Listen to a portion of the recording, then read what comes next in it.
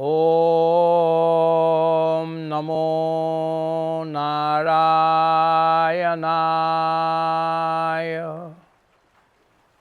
ॐ नमो नारायणाय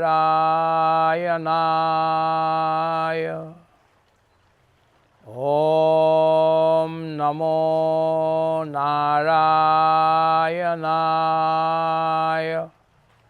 पुरुषोत्तमाय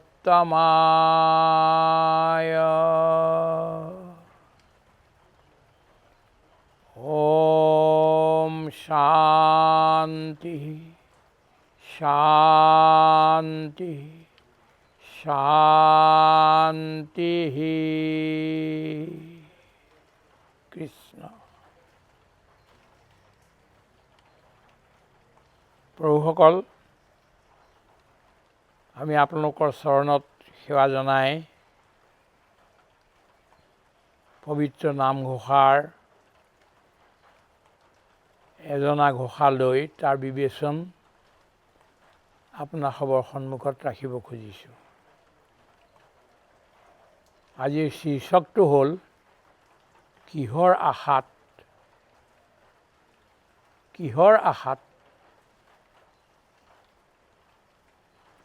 with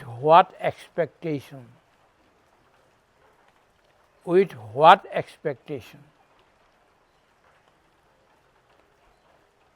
পুৰুষা উত্তমা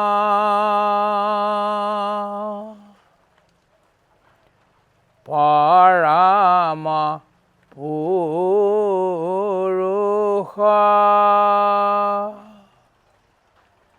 পৰম আনন্দ স্বামী তোজো পাদ পদ্মকৰণ দয়াখে শৰণ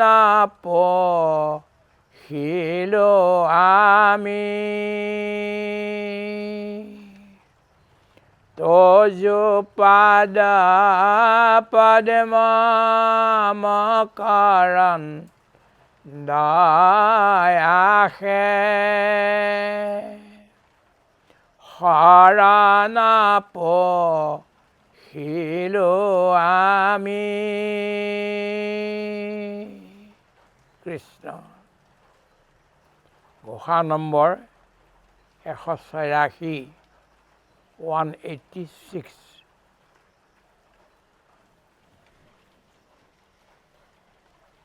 প্ৰভুসকল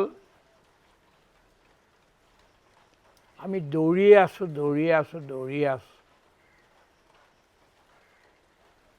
কেতিয়াবা বিপদত পৰি, কেতিয়াবা আশা লাগি,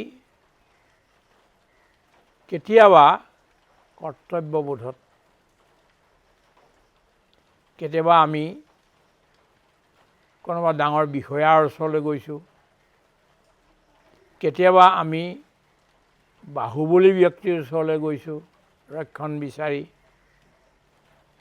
কেতিয়াবা আমি সদাগৰসকলৰ ওচৰলৈ গৈছোঁ বিপদত পৰিত্ৰাণ কৰিবৰ কাৰণে, তেওঁলোকৰ ওচৰলৈ গৈছোঁ। ইমানত আমি ৰৈ থকা নাই। আমি বিভিন্ন ধৰণৰ জীৱবিলাকৰ আমাতকৈ বহুত উচ্চতৰ জীৱ, সেইবিলাকৰ ওচৰলৈ গৈছোঁ। কিন্নৰ, গন্ধৰ্ব, কিমপুৰুষ, দেৱতা, ব্ৰহ্মা আদি লোকসকলৰ ওচৰলৈ আমি গৈছোঁ। আমাৰ যিমানে উদ্দেশ্যবিলাক মহান হয়, সিমানে আমি ওপৰৰ দেৱতাসকলৰ ওচৰলৈ যাওঁগৈ। কিন্তু এটা সীমাত আহি দেৱতাসকলো ৰৈ যায়, থমকি যায়, কাৰণ তেওঁলোক অসমৰ্থ। কিহৰ কাৰণে অসমৰ্থ? যুক্তি, ভক্তি, মুক্তি আৰু পৰাভক্তি দিয়াত। ইন্দ্ৰ দেৱতাক যদি আপুনি বিচাৰেগে তেওঁ ভক্তিটো দিব পাৰিব, অমৃত দিব পাৰিব, কিন্তু তেওঁ সংসাৰ তৰাৰ যুক্তিটো দিব নোৱাৰে। ব্ৰহ্মাৰ ওচৰলৈ আপুনি যাব পাৰে, কিন্তু ব্ৰহ্মাই বহুতবিলাক বস্তু দিব, কিন্তু মুক্তি দিব নোৱাৰে, পৰাভক্তি দিব নোৱাৰে। এইকেইটা দিয়াৰ সামৰ্থ্যতা তেওঁলোকৰ নাই, কাৰণ তেওঁলোক পুৰুষোত্তম নহয়, সকলোতকৈ শ্ৰেষ্ঠ এণ্টিটি, অস্তিত্ব তেওঁলোক নহয়। তেওঁলোকো কাৰোবাৰ অধীনত আছে। ভয়াত যস্যাগ্নিস্তপতি ভয়াত তপতি সূৰ্যঃ ভয়াত ইন্দ্ৰস্য বায়ুস্য মৃত্যুৰ ধাৱতি পঞ্চমঃ। যাৰ ভয়ে চন্দ্ৰ সূৰ্য পৱন সঞ্চাৰে। এইবিলাকে সেই ক্ষীৰ সমুদ্ৰত যোগনিদ্ৰাত মগ্ন হৈ থকা সেইজনৰ ওচৰত, সেইজনৰ ভয়ত তেওঁলোকে কাম কৰি থাকিবলগীয়া হয়।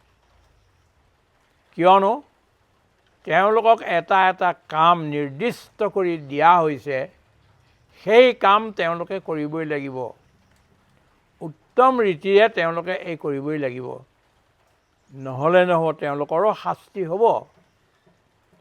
গতিকে আমি কাৰ ওচৰলৈ যাম? আমি এই যিবিলাক সৰু সৰু দেৱতা আছে, উপদেৱতা আছে, ডেমিগডছ আৰ দেয়াৰ, আমি এই ডেমিগডবিলাকৰ ওচৰলৈ যাম, নে আমি সৰ্বশ্ৰেষ্ঠ যিটো entity in a superlative degree, তাতকৈ আৰু ওপৰত একোৱেই নাই, এইটোলৈ যাম? আমি পৰমৰ ওচৰলৈ যাব লাগিব, আমি চৰমৰ ওচৰলৈ যাব লাগিব। পৰম মানে য'ত কোনো কম্প্ৰমাইজ নাই, য'ত কোনো অভাৱ নাই, য'ত কোনো অসমৰ্থতা নাই, য'ত কাকো আৰু বেলেগে পূজা কৰিবলগীয়া নহয়, স্বয়ংপূৰ্ণ সম্পূৰ্ণ যিজন, তেওঁৱে হ'ল পৰম। তাৰ ওপৰত কোনো নাই। তেওঁ সকলোকে সৰ্জন পালন আৰু আদেশ দি কাম কৰোৱাইছে তেওঁৰ অধীনত। গতিকে এই পৰমৰ ওচৰলৈ আমি যাব লাগিব। মহাপুৰুষ শ্ৰী শ্ৰী মাধৱদেৱে আমাক এই পথটো দেখুৱাই দিছে। তুমি পৰমলৈ যোৱা, মাজত কিয় ৰৈ গৈছা? সৰু সৰু দেৱতা, সৰু সৰু অফিচাৰবিলাকৰ ওচৰলৈ কিয় গৈছা? তুমি একদম চিধা যদি যাব পাৰা, আৰু যোৱাটো উচিতো, চৰমৰ ওচৰলৈ যোৱাগৈ। একেবাৰে যিটো অধিকাৰী, তেওঁৰ কথাত আৰু কাৰো ক'বলগীয়া নাথাকে, যি সকলো আদেশ দিব পাৰে, তেনেকুৱাজনৰ ওচৰলৈ যোৱা। আৰু এই সৃষ্টিত সকলোৰ ওপৰত সকলোকে আদেশ দিয়া এজনেই পৰম দেৱতা আছে, আৰু সেইজন হ'ল ব্ৰহ্ম নিজে, সনাতন নিজে, শ্ৰী নাৰায়ণ নিজে, শ্ৰী হৰি নিজে, শ্ৰী মহাবিষ্ণু নিজে, শ্ৰীকৃষ্ণ নিজে, শ্ৰীৰাম নিজে। এইসকল যদিও বেলেগ বেলেগ শব্দ, তথাপিতো in the final analysis of thing তেখেতসকল একেই। বেলেগ বেলেগ সময়ত বেলেগ বেলেগ ৰূপ ধাৰণ কৰি সংসাৰৰ, বিশ্ব ব্ৰহ্মাণ্ডৰ যিবিলাক সমস্যা আছে, এইবিলাক সমাধান কৰিবৰ কাৰণে তেওঁলোকে এই ৰূপবিলাক লৈ লয়। কিন্তু মূল স্বভাৱত তেওঁ নিষ্কল, নিৰ্বিকাৰ, নিৰাকাৰ পৰম ব্ৰহ্ম। কৃষ্ণই পৰম ব্ৰহ্ম, নিৰ্বিকাৰ, নিৰাকাৰ। আমাৰ কাৰণে, জগতৰ কাৰণে তেওঁ এটা ৰূপ লৈ আহিবলগীয়া হ'ল। ৰামেও এটা ৰূপ লৈ আহিবলগীয়া হ'ল। নিৰ্বিকাৰ, নিৰাকাৰ অৱস্থাৰ পৰা তেওঁ ৰূপ লৈ আহিব লাগিব, কিন্তু শেষত গৈ ক'বগৈ লাগিব যে তেওঁ পৰম পুৰুষ উত্তম। কাৰ কোনো জৰা ব্যাধি নাই, জৰা ব্যাধি মৃত্যু এইবিলাক যাৰ নাই তেওঁ পুৰুষ উত্তম। সদা জন্ম জৰা মৃত্যুহীন শ্ৰীমন্ত সুন্দৰ গুণনিধি বিষ্ণুত বিনাই কোন দে আছে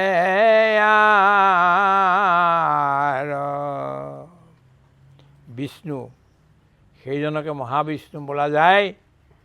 তেওঁ সদা জন্ম জৰা মৃত্যুহীন, এনেকুৱাজনহে আচলতে পুৰুষোত্তম। আমি গীতাৰ ৫ম অধ্যায়ত পুৰুষোত্তম যুগৰ অধ্যয়ন কৰিমগৈ, তাৰ চৰ্চা আমাৰ হ'ব। তেতিয়া পুৰুষোত্তম মানে কি, কিয় উত্তম পুৰুষ হ'ল, সেই কথাখিনি ব্যাখ্যা তাত হ'বগৈ। এতিয়া তেওঁৱেই কি, তেওঁৱেই পৰম পুৰুষ। পুৰুষোত্তমেই হ'ল পৰম পুৰুষ। কথাটো ওলোটাই দিছে, খালি পৰম পুৰুষ। তেওঁলোকে সিফালে beyond him nothing is there. কঠোপনিষদে গৈ কৈছেগৈ যে আমি ইমানলৈকে সেই নাচিকেতা তোমাক আনি দিলোঁ, এই পৰম ব্ৰহ্ম, এই উত্তম পুৰুষ, ইয়াৰ পিছত আৰু একো নাই নাই নাই, আৰু তোমাৰ প্ৰশ্ন কৰাৰো কোনো আৱশ্যকতা নাই। তোমাৰ সকলো প্ৰশ্নৰ উত্তৰ ইয়াতে শেষ হৈ যাব। গতিকে তেওঁ হ'ল পৰম পুৰুষ। আমিবিলাক ক্ষুদ্ৰ পুৰুষ। আমিও পুৰে চেতে ইতি পুৰুষঃ, মানে এই আমাৰ শৰীৰত 9খন দুৱাৰ আছে। নৱদ্বাৰে পুৰে দেহি নৈব কাৰণ নকাৰয়ন, এনেকুৱা এটা কথা আছে। আমাৰ 9খন দুৱাৰ আছে এই শৰীৰৰূপী নগৰত। তাৰ ভিতৰত বহি শুই যি চাই থাকে সাক্ষীৰূপে, সি পুৰুষ।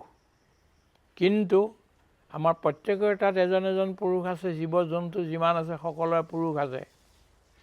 কিন্তু এই পুৰুষৰ চাপ টোটেল যিটো হ'বগৈ, সেইটো হ'ল পুৰুষোত্তম, পৰম পুৰুষ হ'বগৈ।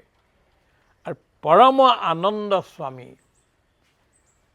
ভগৱান সদায়ে আনন্দ আনন্দ আনন্দ।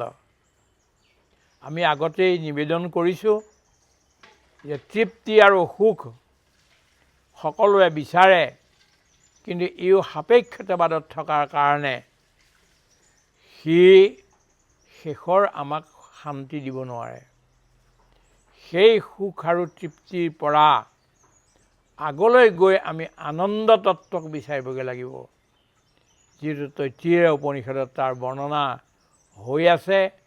শাস্ত্ৰ ভাগৱতত, গীতা ভাগৱতত এই আনন্দ তত্ত্বৰ বৰ্ণনা হৈ থাকে। আৰু মহাপুৰুষে এই আনন্দ তত্ত্ব এতিয়া ইয়াতো নামঘোষাটো লৈছে। এবাৰ আনন্দক দেখাৰ পিছত আপোনাৰ কোনো বস্তুৰ প্ৰতি লিপ্সা অভিপ্সা একো নাথাকে। আপুনি পূৰ্ণ হৈ যাব, দেখাতেই পূৰ্ণ হৈ যাব। আনন্দ সাগৰত আপুনি গৈ স্পৰ্শ কৰিবৰ দৰকাৰ নাই। আনন্দ সাগৰ তাত স্নান পান কৰিবৰো আৱশ্যক নাথাকে। কেৱল যদি আপুনি দৰ্শন কৰে, তেতিয়াও আপুনি পৰমানন্দত লিপ্ত হৈ যাব। গতিকে নাৰদ মুনি এবাৰ মাতা গংগাৰ পাৰলৈ আহিছিল। গংগাক দূৰৰ পৰা প্ৰণাম কৰিয়েই কি কৰিলে, তেওঁ ঘূৰি গুচি গ'ল। এতিয়া গংগাই নাৰদক মাতিলে, হে নাৰদ, সকলো মুনিয়ে আহি পেলাই ইয়াত মোৰ ইয়াত স্নান কৰেহি, স্নান প্ৰাণ আচমন কৰেহি, কিন্তু মোক দেখাৰ পিছতে ঘূৰি কিয় গুচি গ'লা? তেতিয়া নাৰদে হাঁহি হাঁহি ক'লে, অম্ব তদ দৰ্শনাত মুক্তি নজানে স্নানজম ফলম। হে মাতা, তোমাক দেখাৰ লগে লগে মুক্তি হৈয়ে যায়, মুক্তিতে ওপৰত আৰু একোৱেই নাই, গতিকে স্নান কৰি মই কি কৰিম? তোমাৰ দৰ্শনতে মোৰ মুক্তি হ'লেই। গংগাও য'ত গৈ পৰেগৈ সমুদ্ৰত, গংগাও য'ৰ পৰা ওলাই আহিছিল, যাৰ পাদতকে দেৱী গংগা, যাৰ বাক্যে হুইয়া আছে বেদ, পৰম পতিটো তৰয় যাহাৰ নামে।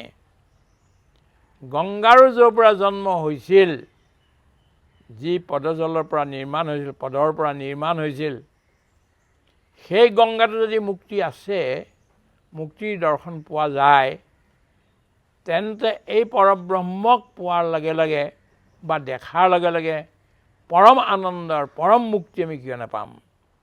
এইটো কথাকে ইয়াত কৈছে, তুমি পৰম আনন্দ, সেই আনন্দ পোৱাৰ লগে লগে আৰু জগতৰ কোনো বস্তুৰে আৱশ্যকতা থাকি নাযায়, কোনো বস্তুৰে অভাৱ ক'তোৱে নাথাকে, পৰিপূৰ্ণতাহে সদায় তাত থাকে। এনেকুৱা তুমি মোৰ স্বামী, গতিকে আমি কিহৰ আশা কৰিছোঁ? তোমাৰ পাদপদ্মৰ তলত যি মকৰন্দ থাকে, মকৰন্দ মানে যিবিলাক মৌ আছে, মৌ গুটি, তেওঁলোকে ফুলত পৰি বহুত দূৰ দূৰলৈ গৈ ফুল লয়গৈ। তাৰ লগতে তেওঁলোকে ৰসটোতো লয়ে, তাৰ লগতে পৰাগবিলাকো লাগি আহে। সেই পৰাগবিলাকো তেওঁলোকে, কাৰণ তেওঁলোকৰ সৰু সৰু শিশুবিলাকক দিব আৰু তেওঁলোকে নিজে খাব। মৌ আৰু সেই পৰাগবিলাক মিলি মকৰন্দ তৈয়াৰ হয়। গতিকে প্ৰভু, তোমাৰ চৰণত সকলো প্ৰকাৰৰ ৰস তাতে আছে, সকলো প্ৰকাৰৰ আহাৰ তাতে আছে, সকলো প্ৰকাৰৰ জ্ঞান তাতে আছে।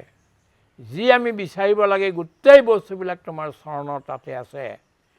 সেই মকৰন্দৰ আশা কৰিয়েই এতিয়া তোমাৰ শৰণত আমি পখিছোঁ। তোমাৰ শৰণলৈ এইকাৰণে আহিছোঁ, আমাক ঘিউ মৌ দিব নালাগে, আমাক 56 প্ৰকাৰৰ ভোগ দিব নালাগে, আমাক কেৱল তোমাৰ চৰণৰ তলত লাগি থকা সেই মকৰন্দ তুমি দিয়া, আৰু তাতে আমি সন্তুষ্ট। আমাৰ সকলো প্ৰকাৰৰ জনমে জনমে থকা যিবিলাক তৃষ্ণা আৰু যি ক্ষুধা আৰু তৃষ্ণা, গোটেইবিলাক হৰণ হৈ যাব, কেৱল যদি তোমাৰ চৰণৰ তলৰ মকৰন্দৰ এটা মাত্ৰ পৰাগ আমি পাওঁ তাত, তেতিয়াও হৈ যাব। আমি ইমানকণে বিচাৰিছোঁ। আমাৰ বিচৰাৰ শেষ লক্ষ্য হ'ল, আমি যে আৰম্ভত কৈছিলোঁ, কিহৰ আশাত? আশা এইটো, ভগৱানৰ চৰণত লাগি থকা সেই অকণমান ৰেণু, য'ত মৌ লাগি আছে। কিহৰ মৌ? ভক্তিৰূপী ৰসৰ, মিঠাৰ। এই মিঠা আৰু পদ্মৰ সেই যি ৰেণু আছে, দুইটা মিলি যি মকৰন্দ তৈয়াৰ হ'ল, তাৰ অকণমান তুমি কৃপা কৰা, দিয়া। আমি আৰু ভৱবন্ধ পাৰ হৈ গুচি যাম।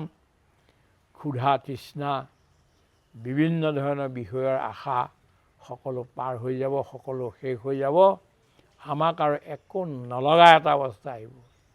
তেতিয়া আমি তোমাৰ ভক্তি, তোমাৰ নাম গুণ কীৰ্তন, ইয়াকে আমি কৰিম, ঘূৰিম ফুৰিম আৰু তোমাৰ সেৱা কৰিম।